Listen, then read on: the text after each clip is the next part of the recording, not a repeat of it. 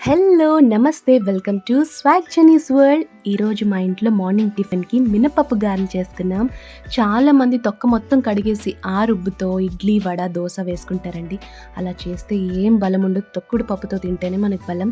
ముందుగా జస్సు తల్లికి, నాకు కొంత రుబ్బు తీసేసుకొని, ఉల్లిపాయలు, పచ్చిమిరపకాయలు ఏం లేకుండా ప్లెయిన్ గారెలు వేసుకుంటాం అనమాట.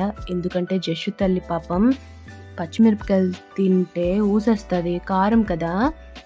సో, తనకి, నాకు సెపరేట్‌గా తీసేసుకుంటాం ఒక 10 గారెల వరకు.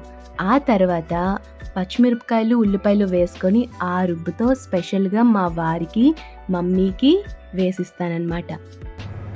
వాళ్ళు ఈ గారెలు తింటారు. మేము ఆ గారెలు తింటాం. చూసారా క్రిస్పీగా ఎంత బాగున్నాయో! చూస్తుంటేనే నోరూరుతుంది కదా! సో, ఇంకెందుకు లేట్, మీరు కూడా ట్రై చేసేయండి. Bye bye.